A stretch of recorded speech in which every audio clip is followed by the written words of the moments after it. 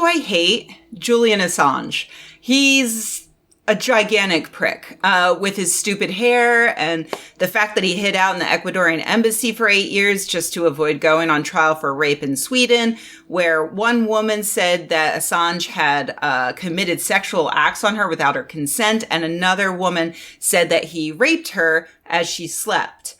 And of course, his website, WikiLeaks, is the one that, according to a Republican-led Senate report, Russia manipulated into releasing thousands of documents that were damaging to Hillary Clinton in the run-up to the 2016 election, while remaining curiously tight-lipped about any documents related to Trump. Seriously, Julian Assange has the most punchable face I've ever seen, and I honestly wish he would just go away. However, what is currently happening to him in a UK court is seriously disturbing, and the entire world needs to open their eyes and pay attention, because the United States is trying to use him to set a precedent that will have far-reaching negative consequences for free speech and the existence of a free press as we know it. Let me catch you up just in case you've been too busy trying to survive a worldwide pandemic. 6 years after Assange first started hiding from rape charges in the Ecuadorian embassy, relations between Assange and Ecuador began to sour, to the point that Assange sued Ecuador because he felt that they were imposing unreasonable rules that violated his fundamental rights and freedoms to try to push him out of asylum.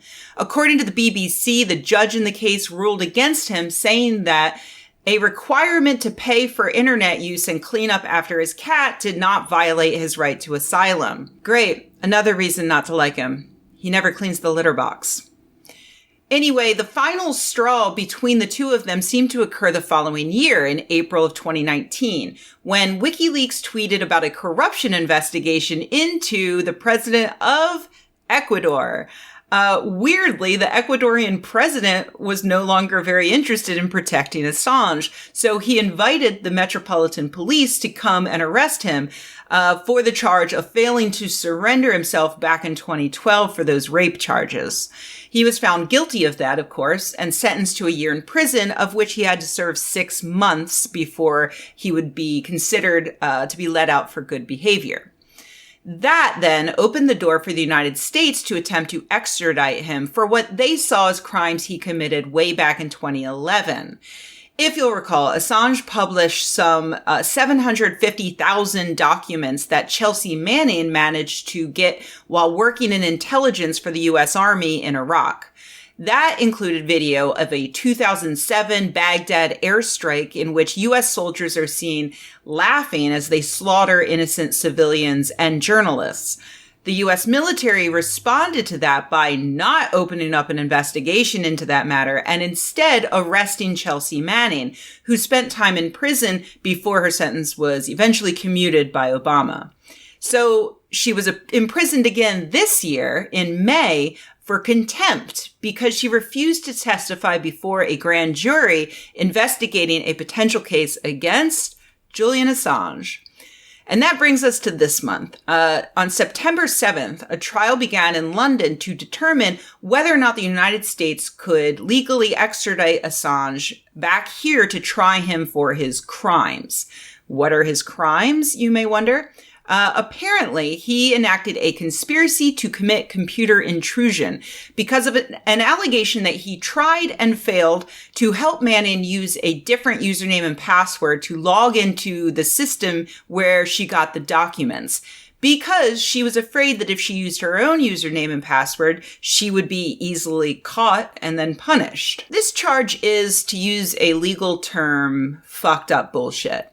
As Cory Doctorow noted in a thread on Twitter, investigative journalists who work with whistleblowers very commonly give those whistleblowers advice on how they can protect themselves.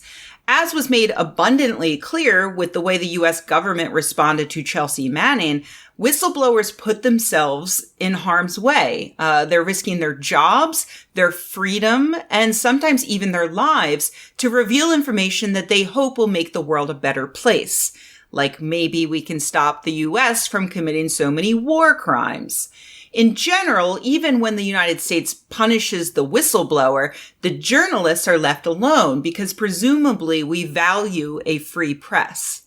The Trump administration is now challenging that by trying to prosecute Assange for the crime of trying to protect a source and publishing the extremely important documents that she stole.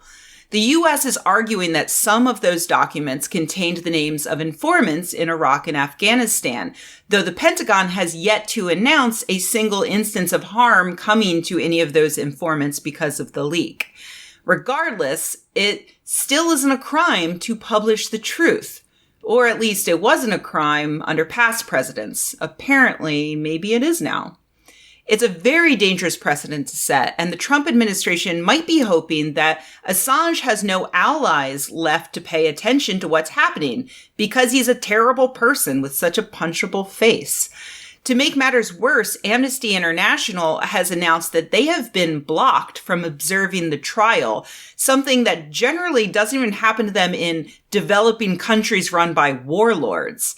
Amnesty's Stefan Simonowitz writes, the U.S. government's unrelenting pursuit of Julian Assange for having published disclosed documents is nothing short of a full-scale assault on the right to freedom of expression. The potential chilling effect on journalists and others who expose official wrongdoing by publishing information disclosed to them by credible sources could have a profound impact on the public's right to know what their government is up to. If Julian Assange is silenced, others will also be gagged, either directly or by the fear of persecution and prosecution, which will hang over a global media community already under assault in the U.S. and in many other countries worldwide. The U.S. Justice Department is not only charging a publisher who has a non-disclosure obligation, but a publisher who is not a U.S. citizen and not in America. The U.S. government is behaving as if they have jurisdiction all over the world to pursue any person who receives and publishes information of government wrongdoing. Sorry for quoting for so long from that, but you put it perfectly and succinctly. I can't add much more to it. Trump is obviously bad for America, but he's doing his best to be bad for the rest of the world as well. And I'm not so sure that this is a tactic that a Democratic president would immediately denounce or stop once the wheels are in motion. So this isn't something that will just be magically solved by you voting for Joe Biden in November, but you still should. Even if Biden takes office, it's important that he knows that we're watching what's happening and we don't like it.